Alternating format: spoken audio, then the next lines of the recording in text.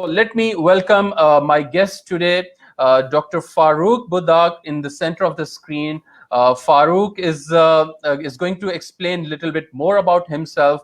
The best thing I liked about his work was seeing the whole world from a different lens, not just the lens of camera, but lens of eye, and to portray that beautiful world from Asian part of the world, from African part of the world, and rest of the world to us. And that's where I'm excited to learn more from Farooq about how he sees the world different and how he invites the young people of Pakistan to see the world different. So I'm going to pass on the mic to Farooq to start with yourself. Let us our audience know a little bit more about you. Yes. Thank you very much, Mr. Abdul. First of all, I am a retired Army colonel, having a Bachelor of Science degree in Civil Engineering, Master of Science degree in Civil Engineering also, and PhD, Doctor of Philosophy degree in Industrial Engineering. I gave different engineering courses in graduate and postgraduate programs in my country at different universities in 1990s and 20s. Then after 25 years in the army, military service, I left the army, and immediately afterward, I went on an epic journey in Asia and Africa, backpacking alone for 14 months without coming back home. What makes this trip very special, this was the first time that a Turkish traveler, Turkish backpacker, traveled the famous legendary route from Cape Town in southernmost point of Africa, in South Africa, until the Cairo in Egypt, northernmost point in Africa. And before continuing to Istanbul, without any stop. And there are three legendary routes for backpackers in the world. One of them is Trans-America from Alaska until Tierra del Fuego in the South America. South America, Second one is Cape to Cairo in Africa. And the third one is Silk Road in Asia. I am the first Turkish backpacker who is completing the Cape to Cairo road. And thank you very much. I wrote 3 different books about this trip. One of them is 9 Years of Asia. Oh my God. The other one is Africa Cafe. These are in English, and you can find these books in Amazon.com also. And this is third one, but unfortunately, this one is in Turkish, in my native language. It's a kind of handbook for travelers, young travelers. But unfortunately, it's in Turkish, yes.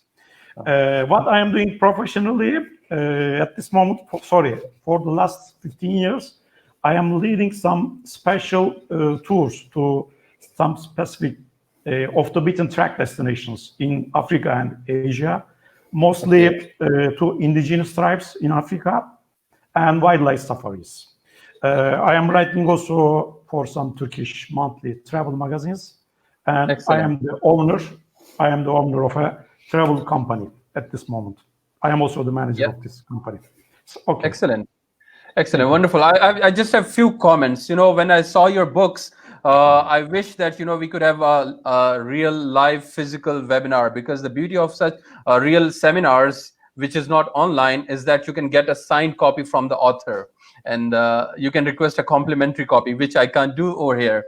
So, well, thank you very much, Farooq, for this amazing introduction. I could see a very diverse background coming from military, and then a mix of engineering and project management, and then traveling and tourism, and doing something which no Turkish has ever done.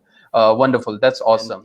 Farooq, you just introduced that, you had been into military for almost 25 years.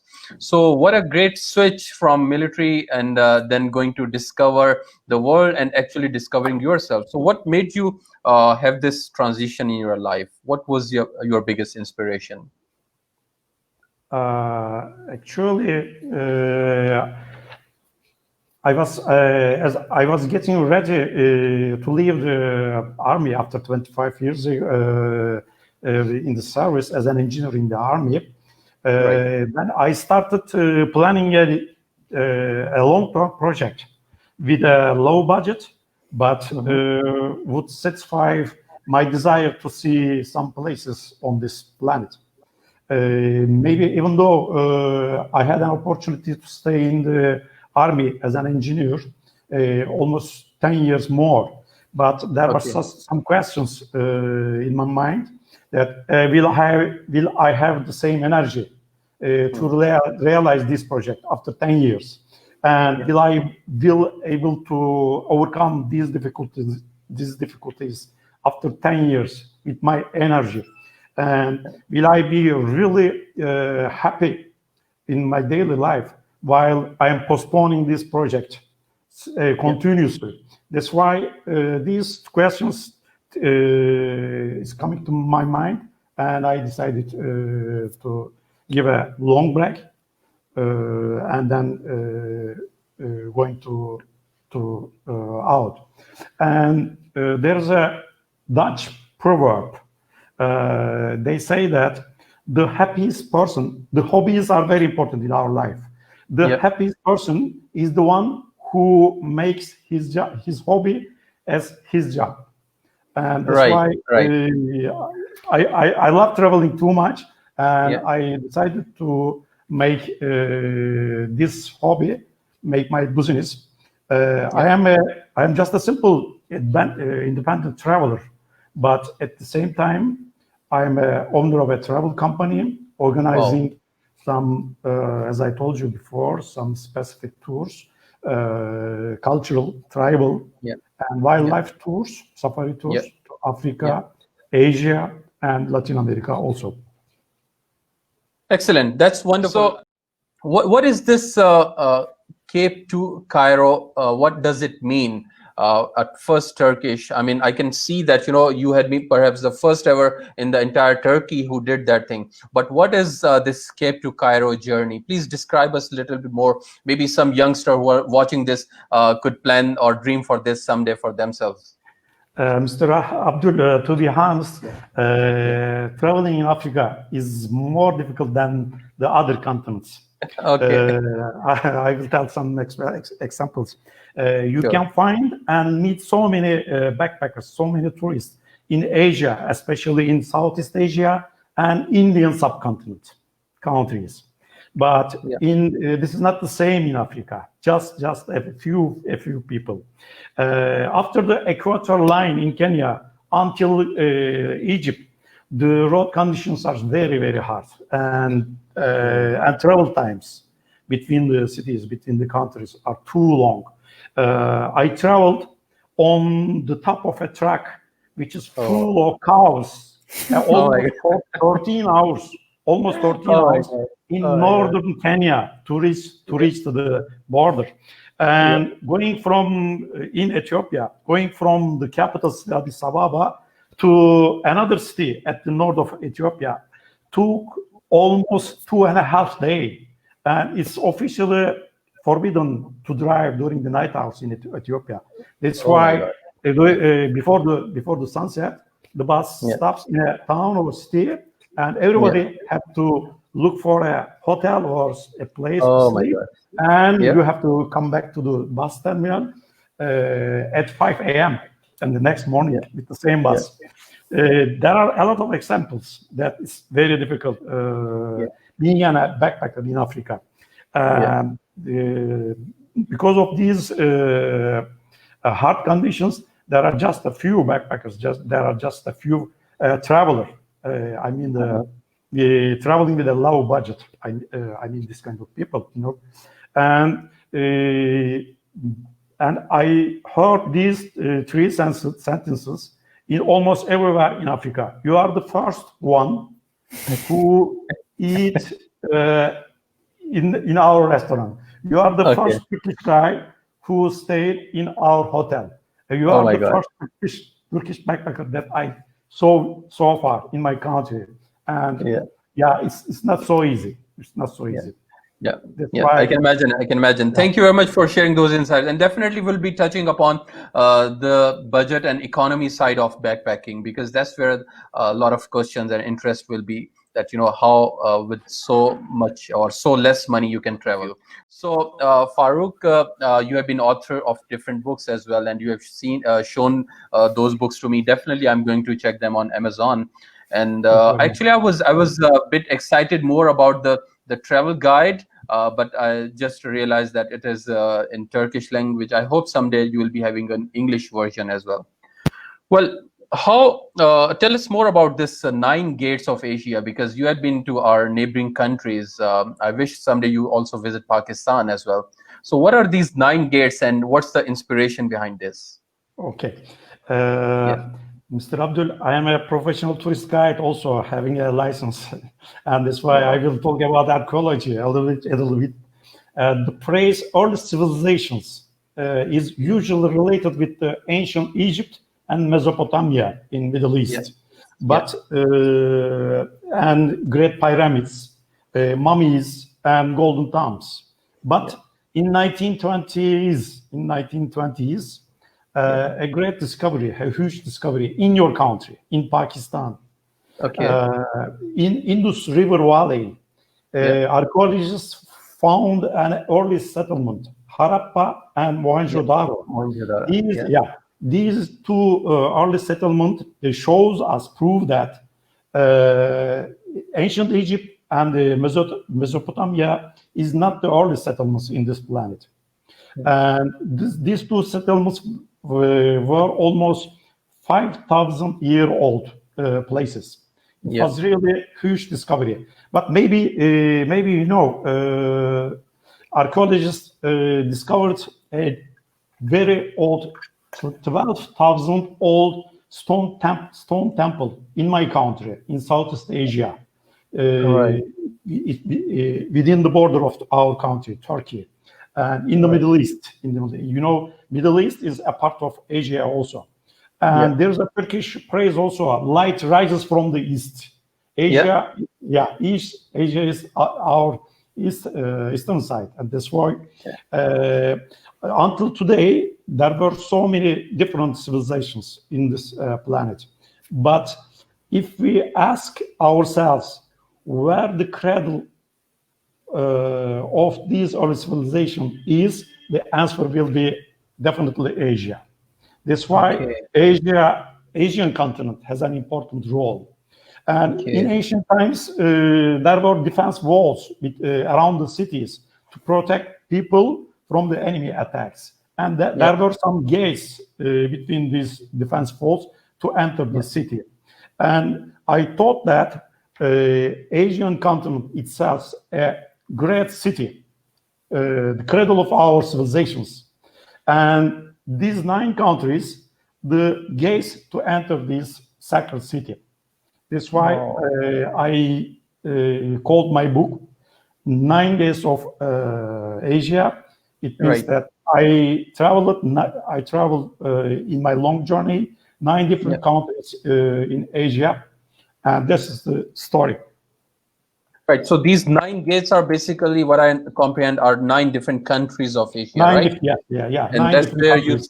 Okay, wonderful. That's amazing. And I would definitely like to read through this book and find about. And this is amazing wisdom coming from someone who is in the middle of East and West, telling that the sun rises in the East, and that's where we also try to inspire a lot of young Pakistanis that the sun rises in the East, and that's where we have to come up with the Eastern wisdom with a touch of humanity to come up with the solutions for humanity and the preservations of civilizations and culture. Wonderful. Farooq, I had this question, and I'm curious about the cultural differences and the languages, because when you travel across so many countries, first thing is it like the people who make that country best for you, or it's about the places where you get the best experiences? So is it people or places? Number one. Number two, how do you see the cultural and language differences, the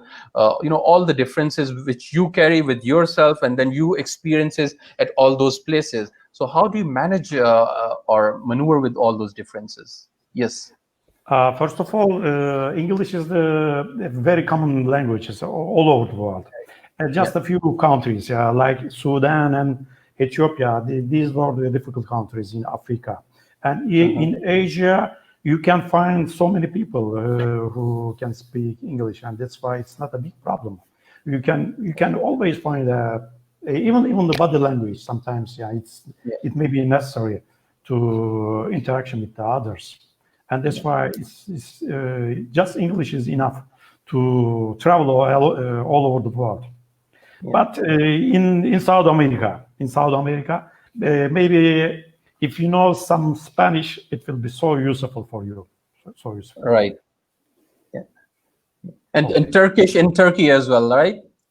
Young people know English very well. That's why you can easily understand and communicate with the others. Yeah. Once I was couch surfing in Turkey with a Turkish guy, and he couldn't speak a single word of English, and I couldn't speak a single word of Turkish. So it took almost 1 hour for us to figure out that, he wanted to offer me a cup of tea.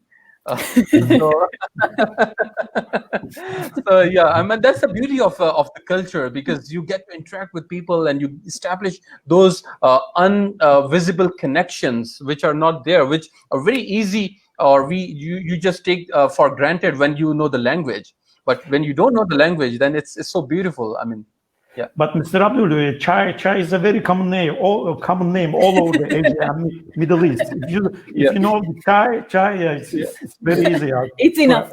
But the problem was that we take chai with milk and spices, and then my Turkish host consider it as an insult of tea that you put milk into that. So that was kind of a debate going on. In India and Pakistan, in Kenya also, they love tea with milk, but we never use milk. Right. So my question is that when you say that country had been my best place, so is it the place, the buildings, the mountains, the streets, or it's the people? What makes the experience best for you? From my point of view, the culture. The culture is very important. Okay, and how do you define culture? I mean the monuments, architecture. Their monuments, their temples, these are very interesting tools for me. From that point of view, Myanmar in Southeast Asia is number one. And in Africa, Zanzibar, a small island belonging to Tanzania. These are the most beautiful places for me. Zanzibar is almost a Muslim island. And Myanmar, is a Buddhist country with a small percentage of Muslim people. But it's totally beautiful places for me. Interesting, wonderful, great. I'm going to share the websites of our guest speakers here. So this is a website where our viewers can visit and learn more about Faruk BUDAK's amazing work, travels, pictures. I love your pictures. Your photography skills are amazing. Thank you. So this is wonderful, and then there they can get connected. I'm sure if they have any questions, if someone wants to plan an expedition from Cape to Cairo, definitely you would be generous enough to help them to plan their trip. What had been the biggest challenge for both of you guys during your travels? Very quickly, if you could share about the biggest trouble or challenge you faced while you were traveling. Faruk? Faruk, go ahead. Thank you. There was a civil war between the Maoist guerrillas and the government forces in Nepal, and that's why my boss had to wait for the other buses to organize a convoy protected by the government forces during the travel, and from the Indian border until the capital city of Kathmandu in Nepal. Another problem was in Zimbabwe. Ex-president at that time, the president was Mr. Robert Mugabe, and he's a little bit racist person. And he said, "Africa back to Africans." And his civil forces was attacking the farmyards of the white residents, white people. And there was an official curfew during the night hours. And it was a really dangerous place for the white people. And there was a huge shortage of diesel and food in Zimbabwe. And Oh, inflation rate was amazing. And that, another conflict was in Sudan. And there was a civil war in Sudan. And as you know, they have separated as South and North Sudan. And that's why I had to choose a different itinerary, very close to the Red Sea, to cross to Sudan to Egypt. And these are the some difficulties in my journey. But you know, as I told you before, Africa is the not so easy place back traveling. But at the same time, it's very beautiful as well. I mean, it's worth discovering the people yes, and the exactly. I mean, it's all this pain is worth it. I'm sure the all these efforts you have made to discover, I'm sure it's worth it. Because that's very unfortunate to see the conflict and wars and all these power struggles across the world. Talking about challenges, but you have survived these issues, the conflicts, and this climbing up this mountain. So, what had been the biggest transformation for both of you? 60 seconds. Yes, Farooq. The most important thing is I am not the me. I am not the me before the journey when I return to home. Yes, because. And my experiences during this journey showed me that I have learned how unimportant all materialistic values in our daily life, and how important it is for a person to believe in herself, and how important to listen to one's inner voice, and how each of us have such a powerful beings. These are the things that I have learned during this long journey. Thank you very much for sharing this. I appreciate that. I appreciate that. That's beautiful. I really appreciate it because I have experienced these kind of journeys where you test your limits and you cross your comfort zones and you get into your challenging zone. I mean, you return as a transformed person, and your self-belief when you think that you know you are now unstoppable. Nothing on earth can stop you achieving your dreams, and that's the beautiful power when a human being attains. And the journeys are the best platform to attain that power, as our friends today they mentioned. So to the young people who are watching and listening to this conversation, we are about to end, and I'm thankful to both of my amazing guests here, Farooq and Frederica, for sharing your amazing journeys. We have shared their website, so if you want to connect with them, want to listen or learn more from them, do go there, explore, discover, because you get this life once only. So live it best and be your best. Thank you very much. Take good care of yourself. Thank you. Thank you very much. Thank you so much.